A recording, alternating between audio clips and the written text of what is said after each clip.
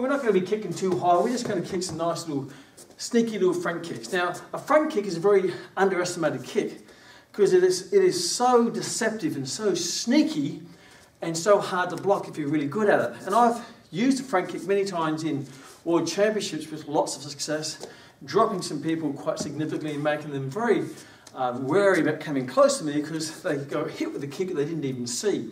Because a lot of the kicks you hear are quite big wind-up kicks, which you can see coming a mile away. But the front kicks are like a pop, there you go. It just sort of sneaks in and says, what are you doing there? Pop, and it pops you right in the ribs.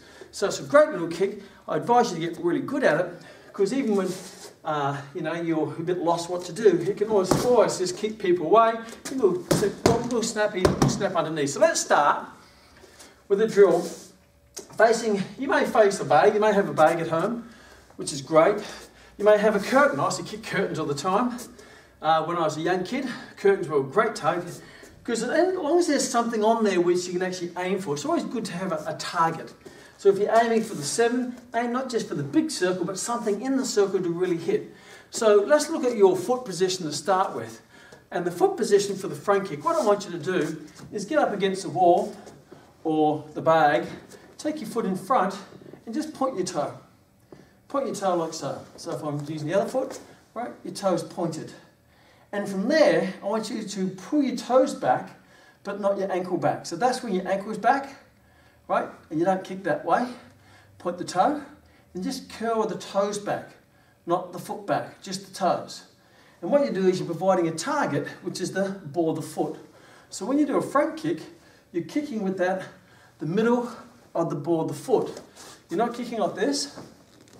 Right? It's not floppy, it's pointed but with the toes back. And that takes a little bit of exercise and training and muscle control of the foot because you know I'm probably not used to it. So I used to, when I'm sitting down watching TV, I would just throw the foot out and always put my foot in its correct position depending on what kick I'm doing. So a lot of the muscle work can be done actually while you're sitting on the couch. And I'm just kicking the air and slowly putting it in. Even today, I still do it all the time. Because when I do throw a kick, I want to make sure the striking point is in the right position. So it's going to have maximal impact. Plus, it looks a lot better when your foot's in that position anyway. Because it looks like you're striking with the ball of the foot, not just flopping with the whole foot. You're striking with that ball of the foot, which is the target weapon. It's a small part, and it's quite penetrating. So if you're going to be balancing yourself against the wall, you just want to just start by just from here, just practice, bring your knee up, right, balance yourself and just take your foot through that, condition that foot. And obviously that's not the entire kick, but that's the end result of the kick. So you're working on the striking weapon, because I see too often in front kicks, people just doing floppy front kicks, you know, they're sort of, their foot's just flopping out, or it's too rigid, they're kicking like this, rather than kicking correctly. So let's start with getting the striking point. So when I punch, I'll show you before you punch is how to hold your fist first. So when you punch, it's going to be correct. I'm not going to worry about everything else until you get the striking point correct. So get your foot now, your hand nice and flat, punch with the first 2 knuckles. The same applies for the front kick. So you may just start and just exercising, just do 20 on each side, just controlled, and do 20 on the other side.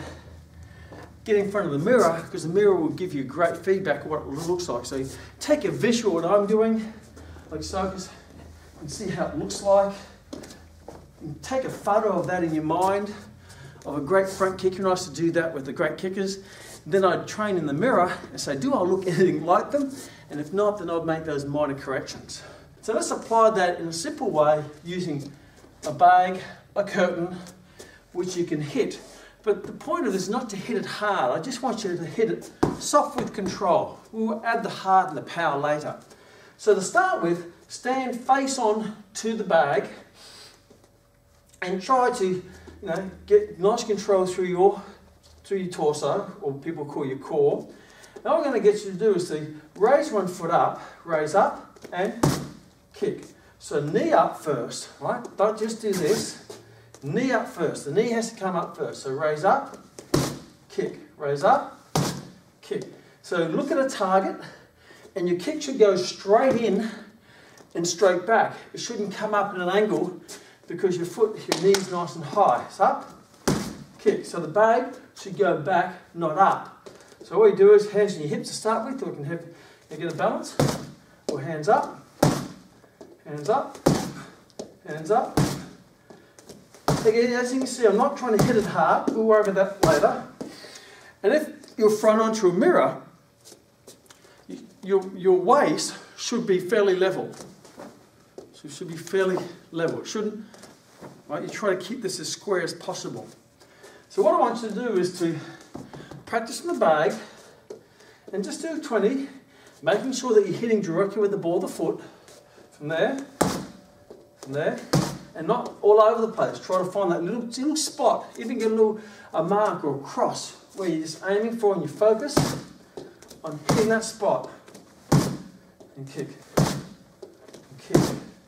So go and practice, do about 20 each leg, maybe 30, maybe 40, maybe 50.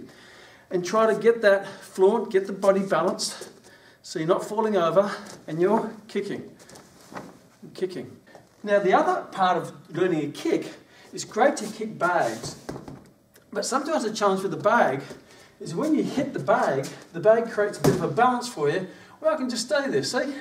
So what's really balancing me? The bag, because sometimes we take the bag away, people go, whoa!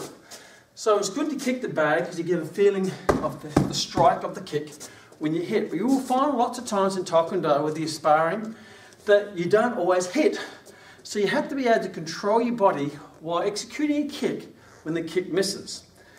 So what I want you to do this time is still have the bag, but I don't want you to actually hit the bag. What I want you to do is just miss the bag. So same target, but now you have to balance yourself while missing the bag. So here, what I'm going to do is do this. I'll come up, kick, here, kick.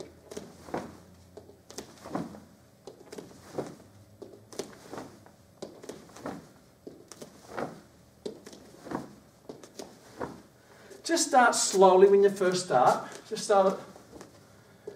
And then as you start getting more comfortable, try to relax and get that.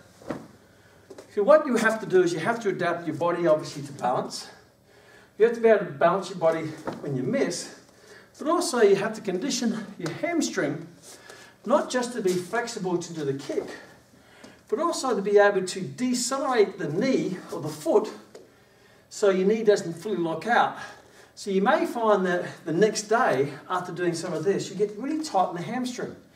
And that's because when I'm doing a front kick, my quadriceps is extending my knee, but my hamstring is acting like the brake to control the knee at extension so I don't snap the knee in half.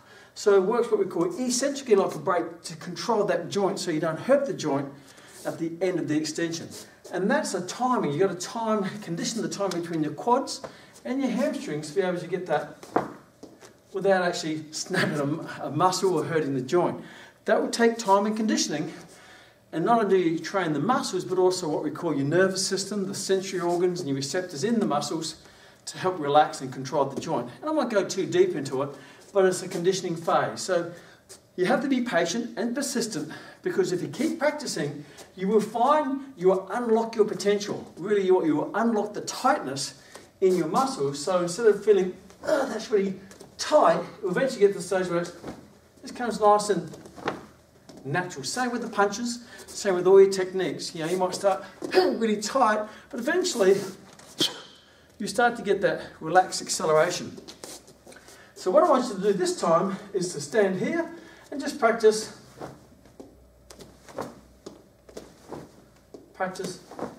front kick in this position. We're going to add, obviously you're not going to fight that way, you know, it's more skill with the kicks.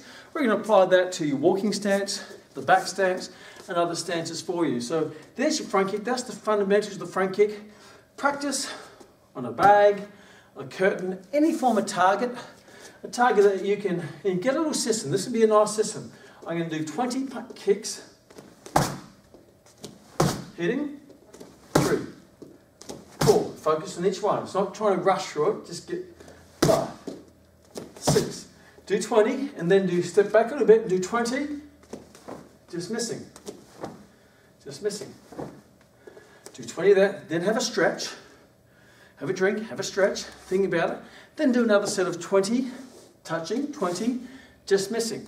Now when I first got back in the Taekwondo, when I first got back after 20 years of retirement, my muscles were really tight. So what I found to get my kicks back, I always did anywhere between 200 to 240 kicks in a training session, but not much more than that because my muscles would start to fatigue and I could injure myself.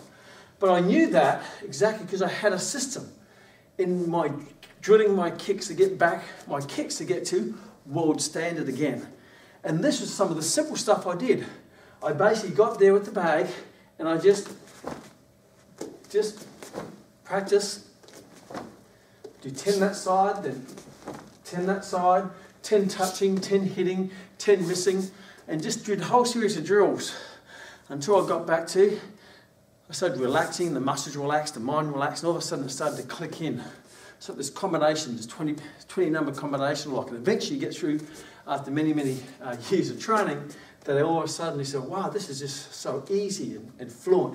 And people go, wow, you're so lucky, but they don't realise how many air kicks you've been doing. So go and practice that, and when we come back, I'll show you how to apply that to some of the movements we've already covered.